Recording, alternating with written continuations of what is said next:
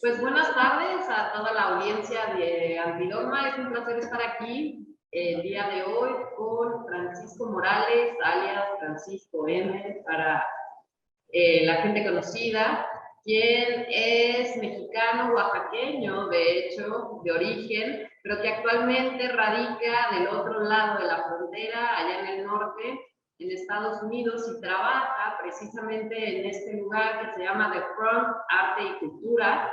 The Front literalmente se traduciría así como el frente, digamos, y se encuentra en la región de San Diego y más precisamente en un pequeño enclave que se llama San Isidro, una zona interesantísima geopolíticamente hablando, a escasos, realmente escasos metros de la frontera, que ciertamente tiene una vital importancia para las comunidades latinas en general, pero quizá más precisamente para las comunidades mexicoamericanas, por precisamente este interés, porque además forma parte de una institución mayor que se llama Casa Familiar, de la cual estaremos hablando a lo largo de esta entrevista, pero bueno, finalmente Francisco está al frente de este espacio precisamente artístico y cultural que tiene una agenda muy nutrida, muy interesante y que además en este momento, y estamos de fiesta, está cumpliendo 15 años, ¿cierto, Francisco? Así es, estamos quinceañeros. Pues platícanos un poco qué es este espacio, cuál es tu misión, hacia dónde han apuntado a lo largo de esta trayectoria ya muy nutrida y también quizá un poco de hacia dónde van. Sí, claro. Bueno, pues como dices, The Front fue establecida, fundada hace 15 años en el corazón de San Isidro, California, a tan solo 2 kilómetros de la línea. Entonces, si vienes de México a Estados Unidos, pues es la primera galería de arte que hay en el país. Si vas de Estados Unidos a México, es la última. Por su ubicación geográfica, pues es una galería binacional o transnacional. Es decir, trabajamos con artistas locales, transfronterizos y no transfronterizos. Transfronterizos son aquellos que viven en el lado mexicano y trabajan aquí, viven en Estados Unidos y trabajan allá, viven en los dos, trabajan en los dos, etcétera, ¿no? Este grupo de gente que puede moverse en ambos países y que pues es toda una comunidad, ¿no? En esta región, y la comunidad es grande, no nada más es San Isidro, Tijuana, sino abarca hasta Ensenada, Tecate, Mexicali, y aquí en el norte, pues Los Ángeles, Tucson, etcétera, ¿no? Entonces, por esta ubicación geográfica, pues nos enfocamos en estas audiencias. Y bueno, la estética, la riqueza cultural de esta región, pues es única. A lo largo de los 15 años, The Front, pues se ha enfocado también en artistas locales, más locales todavía, es decir, artistas de San Isidro. Y el impacto que ha tenido es considerable en el sentido de que pues hemos servido miles y miles y miles de personas en estos 15 años, miles de artistas en estos 15 años, y pues The Front contribuye a la plática artística local fronteriza. La visión que tenemos en este momento es de hacer de The Front un espacio para el intercambio cultural artístico, con proyectos innovadores, con proyectos atrevidos, al mismo tiempo de mantener un ojo, mantener un pie en la tradición local, en la tradición cultural, pues milenaria en algunos casos, en otros casos centenaria, como la cultura chicana, por ejemplo, ¿no? Entonces, no nos olvidamos de eso y tampoco nos olvidamos de lo que está pasando en el mundo. Entonces, en este momento, esa es como la cosa, ¿no? De pronto tenemos una exhibición como la que tenemos en este momento, el Día de la Mujer, que es una exhibición que también comenzó hace 15 años y que literalmente empezó en una casa de un artista donde dijeron, hey, no tenemos espacio para nosotras, hay que mostrar el trabajo aquí.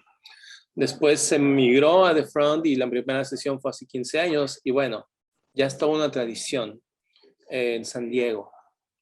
Entonces, hoy en día en esta exhibición tenemos artistas de varios países, por supuesto también mexicanos y estadounidenses, y es una de esas expos en las que hay artistas con una trayectoria larga, y en la misma expo hay artistas cuya es la primera vez que exhiben. Entonces, esta exhibición busca ser muy incluyente, busca dar el espacio, simplemente, ¿no? En otras versiones hemos tenido un proceso de selección, un jurado, ¿no? Cada año invitamos una curadora diferente y cada año cada curadora aporta su visión al Día de la Mujer. Por el otro lado, por ejemplo, hace unos meses tuvimos una exhibición llamada El Devenir, que fue la exhibición que conmemoraba el 15 aniversario de la galería. Y tuvimos artistas muy diferentes. En esta exhibición tuvimos 5 artistas solamente, en esta tenemos como 40. Estos 5 artistas en aquel entonces fueron Tania Candiani, Rafael Lozano Gemer, Marcos Ramírez R., Sama Al-Shaibi y Rizet Javier. Entonces, sí, artistas de una talla internacional impresionante, ¿no? Exacto, ¿no? Entonces, ahí también, pues, como que vamos pasando en estos dos áreas, ¿no? Llevas 2 años tú al frente del frente. Un poquito más. Yo creo que ya, o sea, creo que eran 2 años antes de la pandemia. Es que ya el tiempo se pasa. Claro. A nosotros también, bueno, quisiéramos saber, Francisco, si a la audiencia le pudieras explicar un poquito cuál es la relación, porque de pronto yo hasta me confundo. ¿Cuál es la relación que existe entre casa familiar y The Front? Porque de pronto no sabemos si son como instancias separadas, si una forma parte de la otra. Platícanos qué es casa familiar, como para entender un poco esta inserción de The Front. Claro, Casa Familiar es una organización sin fines de lucro, no gubernamental, que está a punto de cumplir 50 años de existencia. En el 2023 vamos a celebrar los 50 años de existencia.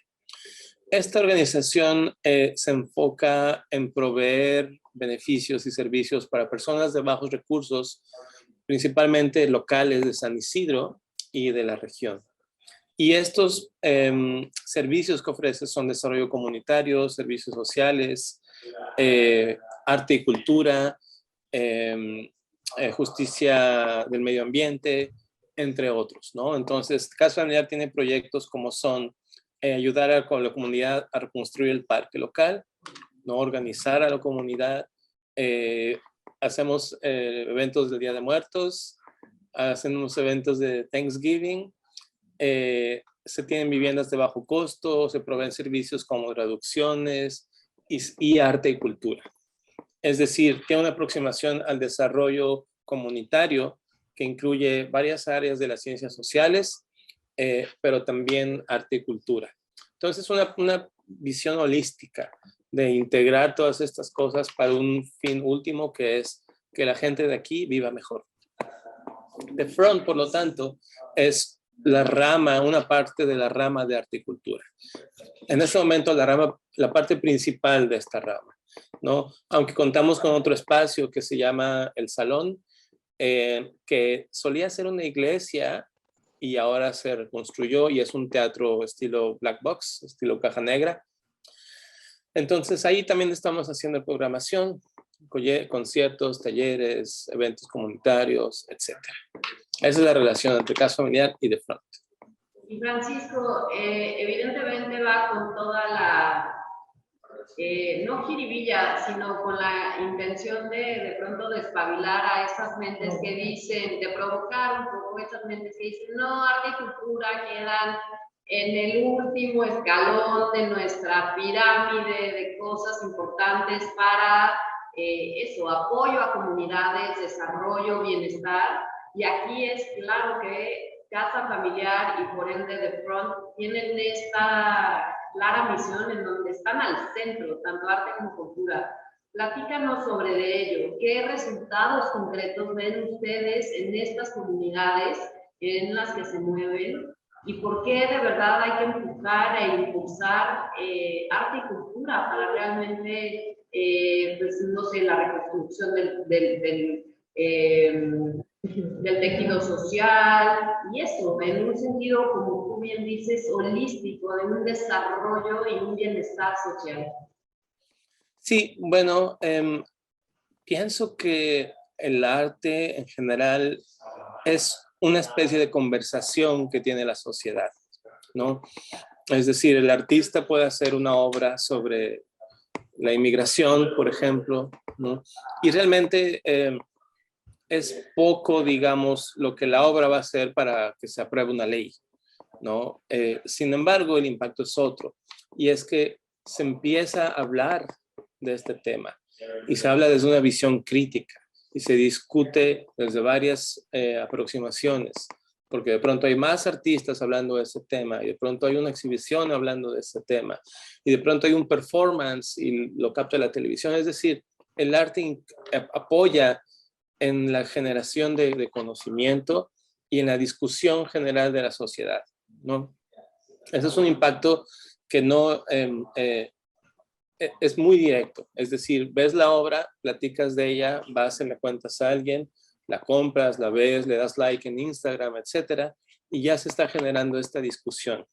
En vez de omitir el tema y estar pensando en otras cosas, en ese momento en el que interactúas con la obra de alguna manera, ya estás, digamos, apoyando el desarrollo de la comunidad, ¿no? Pues se está hablando del problema, del conflicto, de la solución.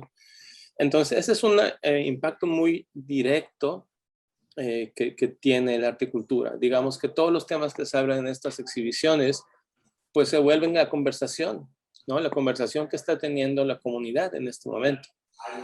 Y hablar, por ejemplo, de esta exhibición del Día de la Mujer, hablar de temas de pues, represión sexual, violencia de género, el cuerpo, equidad, en fin, ¿no? Son cosas que pues se están hablando y hay artistas jóvenes y artistas más maduras y el público en general que ya están hablando de estos temas.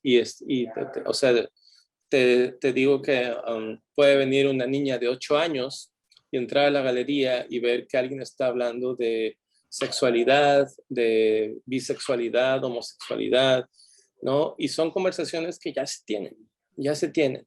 Entonces, eso es muy interesante y es muy padre el impacto que tiene en una comunidad tener una galería. Por otra parte, pues hacemos eventos, conciertos, talleres, por ejemplo, el Día de Muertos, ¿no? Y pues bueno, ahí el impacto también es grande porque por el lugar en el que estamos, hay personas que no tendrían acceso a un evento cultural si no fuera porque estamos aquí. Es decir, imagínate una familia de 5 miembros, ¿no? 3 hijos, papá, mamá, que son de bajos recursos y una salida a un museo donde tienen que pagar 15, 20 dólares. Con todos los hijos se vuelve una salida más comida, más transporte, se vuelve una salida de 200 dólares. Aquí en la galería no cobramos nada, entonces todas las actividades son gratuitas y de pronto es el Día de Muertos y y hay 3 bandas tocando, hay un altar gigantesco, hay comida, hay bebida, entonces, y todo eso gratis. Entonces, bueno, ahí hay recreación, hay esparcimiento, hay cultura, hay comunidad, la gente viene, hablan entre ellos, concursan que el concurso de las Catrinas, ¿sabes? Entonces, el arte genera comunidad, definitivamente, ¿no? O la promueve. Y en ese sentido, Francisco, me gustaría que nos platicaras un poco también cómo hace Casa Familiar, cómo hace The Front, porque creo que es algo importante. Hemos estado también platicando con otras instancias como Vanguard Culture y que también está en la región de San Diego, y hemos más o menos tratado de ver cómo funcionan y cómo operan al otro lado de la frontera estas instancias, y también, que es muy importante saber, cómo obtienen estos fondos para poder hacer todo este tipo de programas comunitarios, porque justamente creemos que el diseminar también el cómo proceder puede pues darle luz a muchísima gente que a lo mejor no sabe cómo poder hacer todo este tipo de cuestiones culturales. Aquí, pues, Antidogma justamente también es una revista de publicación gratuita y, bueno, se suman y se conjugan numerosos esfuerzos. Entonces, nos gustaría que platicaras un poco en qué consisten los esfuerzos y de dónde provienen los fondos para hacer operar esta institución. Sí, claro. Bueno, pues al ser una organización sin fines de lucro, ¿no? Pues no estamos generando dinero por sí mismos, ¿no? Mucho de los fondos que tenemos son, pues por ejemplo, tenemos un evento anual para juntar fondos. Este año va a ser una caminata de 5 kilómetros. Entonces invitamos a pues, amigos, organizaciones amigas, personajes de la cultura, de la sociedad, ¿no? Y entre todos, pues alguna aportación nos apoya bastante para la programación a lo largo del año. Además de que aplicamos a muchísimas becas. En The Front y en Casa María en general se aplica a muchas becas. Todo el año estamos buscando becas. Y bueno, pues es todo un proceso escribir una beca. Pero hay varios programas, hay varias organizaciones que justamente buscan apoyar organizaciones como las nuestras, ¿no? Porque, o sea, además estamos ahorita en el meollo del asunto, ¿no? Que se está buscando equidad racial. Entonces, bueno, hay muchas becas ahorita para organizaciones que apoyan a comunidades donde no son blancos todos, ¿no? Que pueden ser, pues, comunidades afroamericanos, filipinos, mexicanos, etc. Nosotros somos unas de ellas. Entonces, bueno, buscar becas es algo constante. Eso es algo esencial. Buscar, pues, patrocinios, buscar amigos que quieran donar, es también esencial. Ahora, si es una organización pequeña, pues obviamente no es tan fácil llegar a estas becas, a estos fondos. Aquí en Estados Unidos, al menos, he visto que pues volverse una non-profit, una organización sin fines de lucro, es una movida necesaria, ¿no? Porque de esa manera, al volverte una organización de este tipo, ya tienes, digamos, un registro, estás regulado y ya por ese hecho tienes acceso a un montón de becas, que como una organización independiente, no registrada, etcétera, no se tienen. Entonces, bueno, esa es una. Si no se quiere uno hacer una organización non-profit, hay varias becas aquí que proveen apoyos para organizaciones independientes, pero esta organización independiente tiene que tener un sponsor, alguien que esté como ya padrinando, ¿no? Patrocinador principal. Patrocinador, pero no es un patrocinador económico, es un patrocinador fiscal. Es decir, una organización como Casa Familiar, por ejemplo, puede ser el sponsor de un grupo de amigos que se juntaron para hacer, no sé, una serie de conciertos. Entonces, es posible. Desafortunadamente, y yo creo que ustedes pues bien lo saben, ¿no? Pues es entrarle a la organización. No es tanto la creatividad y a la creación hermosa cultural, sino administrar, escribir emails, hacer presupuestos. Entonces, pues bueno, es todo un rollo también. Sí, pero de cualquier manera la salida que tienen este tipo de proyectos es impresionante. Yo recuerdo mucho de uno en concreto que alguna vez nos platicaste, en el que no estabas directamente tú involucrado, pero sí creo que Casa Familiar como un todo, que era que en las escuelas precisamente de San Isidro estaban detectando que evidentemente el índice de contaminación del aire era enorme, esto debido al tráfico precisamente que se genera por la frontera, la línea, ¿no?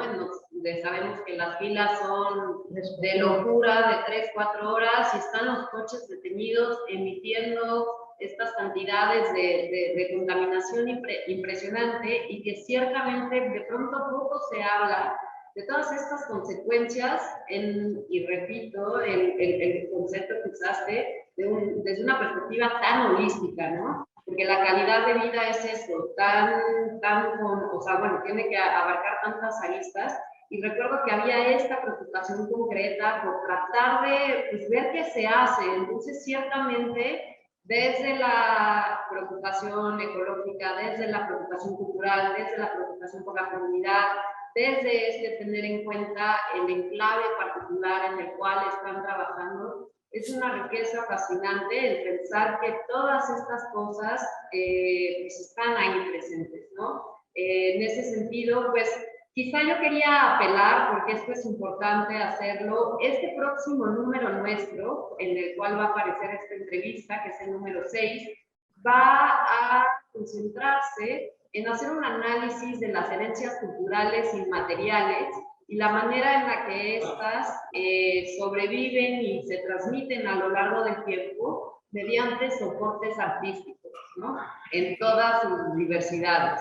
Entonces, un poco para ir viendo hacia allá, que nos comentes qué hay en ese sentido, en este enclave en el que tú participas, porque ciertamente estamos hablando de tradiciones, de comunidades migrantes, que a lo mejor, o de esta transfronteridad, ¿no? En donde de pronto la porosidad es lo que prima, y se desdibujan precisamente, por paradójico que parezca, las fronteras entre dónde empieza la así llamada mexicanidad o el mundo anglo, y sin embargo ustedes están viviendo este roce constante de culturas, a veces de manera muy amable y afable, otras no tanto, y qué responsabilidad conlleva, ¿no? Espacios como este, donde justamente se les da salida a pues estas costumbres y demás. Y también en esa misma línea, Francisco, comentarte que hablando de herencias culturales inmateriales, generalmente hablamos del pasado, ¿no? O queremos referirnos a un pasado que nos lleva a entender nuestro presente, ¿no? Es decir, sabemos por qué a lo mejor la comunidad mexicana es súper machista, porque había pues una tradición conservadora, pero también estaba el cine mexicano que exhibía esto, pero también hemos visto cómo a lo largo de los años las mujeres poco han participado en las mismas artes plásticas, tú lo mencionabas, llevan ya 8 años, me parece, con la exposición de mujeres en el mes de marzo, porque obviamente la importancia que conlleva, pero algo súper fundamental y que también a nosotros nos parece piedra de toque es recordar y concientizar que estos esfuerzos que están pasando ahorita, por ejemplo en The Front, y todo el esfuerzo por hacer exaltar la diversidad sexual, por exaltar la cuestión racial también, y por exaltar todas estas formas en las que se puede romper con la manera tradicional de operar, están generando justamente las herencias culturales y materiales que tendrá las futuras generaciones, ¿no? Entonces, justamente en ese sentido, hablando de responsabilidades, como decía Adriana, ¿cuál es tu opinión sobre eso justamente, ¿no? El primar todo este número o esta importancia de las distintas exposiciones, pero que vayan como sobre esta línea. Sí, les mandé, bueno, no sé si ya les mandó Susi el texto, pero de esto habla en el texto y les voy a contar. Es muy, muy breve, ¿no? Pero bueno, efectivamente, pensando en las herencias inmateriales, pues bueno, por supuesto, me vino a la mente pues las culturas que aquí convergen. La mexicana, la cultura anglo, la cultura filipina, pero todas estas son relativamente nuevas. Definitivamente las culturas pues, que llevan milenios en esta región pues, son las culturas indígenas, más específicamente los Kumeyaay aquí en San Diego, ¿no? Y esas herencias, bueno, o sea, que las tengamos ahorita es una maravilla. O sea, estamos hablando de conocimiento de 8,000 años, 7,000 años, ¿no? O sea, conocimiento literalmente milenario. Y estos conocimientos, a pesar de que aquí han sido violentamente negados, nulificados, o al menos se ha intentado hacerlo, aquí están. Y están bien presentes. Pero además de este conocimiento indígena, se mezcla ya pues el conocimiento mexicano, la cultura mexicana, las herencias mexicanas, y más recientemente se ha integrado, por ejemplo, la cultura haitiana, y ahorita tuvimos una ola de ucranianos e incluso rusos. Veto a saber qué va a pasar con estas culturas, ¿no? Pero de los haitianos, lo que puedo decir, me tocó ver cuando empezaron a llegar a las líneas, empezaron a pedir refugio en Estados Unidos. Muchos de ellos se quedaron en México. Recuerdo ver en las noticias, esta semana el primer estudiante haitiano ingresó a la universidad en Tijuana. Después amigos contándome, viendo fotos, viéndolos en la calle, viendo restaurantes de comida haitiana. O sea, ya se integró. Ya se integró a Tijuana, ¿no? Tijuana y San Diego. Lo mismo, pues, ha pasado con todas las otras culturas. Entonces, aquí están burbujeando de una manera que es difícil de entender, de procesar. Yo solo voy, pues, por la vida fronteriza, viendo, enfocándome a veces en una de estas herencias, en uno de estos temas, y diciendo, ok, vamos a trabajar con ustedes en esta ocasión, ¿no? Y de pronto hay otra, y así nos la pasamos, como navegando entre unas y otras. El arte me parece que es uno de los elementos en la vida que las transporta de una manera muy padre. Las herencias a través del arte, yo creo que sin el arte no serían. Hablaba hace un momento con un amigo sobre un libro de etnobotánica Kumeyaay, donde pues están obviamente todas las plantas nativas que los Kumeyaay han usado por miles de años y su uso para cocinar, para remedio contra la panza, para sazonar, etcétera, ¿no? Esos conocimientos pues obviamente pasaron de generación en generación y ahora se plasmaron en este libro. Un libro muy, muy bello, muy, muy bello. Y ese libro se ha vuelto bien popular. Entonces, más allá de las culturas de la sociedad Kumeyaay, ese libro ya nos está llegando a todos. Y ya todos los que estamos viviendo aquí, o muchos de los que estamos viviendo aquí, ya sabemos para qué se usa la salvia piana, para qué se usa el romerillo. Entonces, bueno, se está como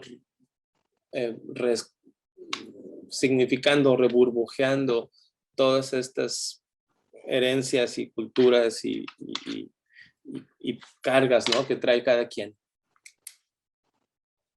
Y Francisco, un poco para ya ir cerrando, quisiéramos pedirte, porque es algo que solemos hacer, ya que quizá gran parte de nuestras audiencias suelen ser juventudes que están o en el proceso de decidir qué van a estudiar o que ya están estudiando la carrera y que están por salir precisamente al mundo real y que además están en estos sectores que son sectores de generación de contenidos, que nos contaras un poco a manera de, pues sí, a partir de tu propia experiencia, la importancia que reviste la profesionalización en estos sectores y un poco, pues eso, ¿qué dirías tú de quienes estamos en medio de estos sectores artísticos culturales de los cuales muchas veces quizá las personas mayores nos quieren disuadir, ¿no? Por decir, no, es que ese sector, ¿qué vas a hacer? ¿Te vas a morir de hambre? ¿Cuál sería tu opinión para todas estas juventudes que están un poco en este camino para, pues eso, incentivarlos o motivarlos? Bueno, me encanta, ahora que estoy en San Diego, me encanta ver la fuerza de estas instituciones en México. Me encanta ver la cantidad de instituciones que hay, pero también yo creo que algo clave sería no esperar a las mismas instituciones como la única salida, ¿no? Yo creo que cada vez más hay organizaciones pequeñas, independientes, que están haciendo un trabajo tremendo, ¿no? Con un presupuesto limitado, pero con otros recursos, como es pues la comunidad, o sea, tus amigos, tus cuates, otras organizaciones hermanas. Entonces, yo lo que diría es que hay mucha oportunidad, hay mucha oportunidad. No es tan fácil, digamos, no hay muchas plazas, si lo encontramos la palabra, ¿no? Pero ya sabemos que hoy en día hay otras maneras de llegar a esa, ¿cómo decirlo?, comunidad como ser humano, como ciudadano, ¿no? Se puede vivir de muchas maneras sin trabajar para una organización. Entonces, yo creo que si alguien aquí se anima a hacer su propio colectivo y montar una exhibición, se agradece y es bien necesario. Francisco, pues verdaderamente Antidogma, Adriana Martínez, Reina Aguiar, y atrás en controles Miriam Serna, a quien agradecemos muchísimo el apoyo, estar del otro lado y grabar esta plática para poder llevarla a través de nuestras redes, de nuestro canal de YouTube, de The Front, y tratar de alcanzar varias audiencias que se den cuenta de todos estos esfuerzos que existen y que se están llevando a cabo para seguir promoviendo arte y cultura. Muchas gracias por habernos permitido entrar a Casa Familiar y entrar a The Front y conocer cómo es la organización, cómo es una de estas instancias operando en el otro lado de la frontera. Sabemos pues que hay muchas ocupaciones y que toda la gente está, bueno, pues teniendo muchas cosas que hacer. Ahora en esta Semana Santa, donde mucha gente está de vacaciones y tal, pues te agradecemos enormemente la oportunidad de platicar con nosotras y de contarnos todos estos saberes que, como decíamos, esperemos que se vuelvan los saberes del futuro y que se sigan acumulando cada vez más. Muchísimas gracias, Francisco. Al contrario, muchas gracias a ustedes. Un gusto siempre estar ahí siendo parte de Antidogma. Abrazos hasta allá. Chao, chao.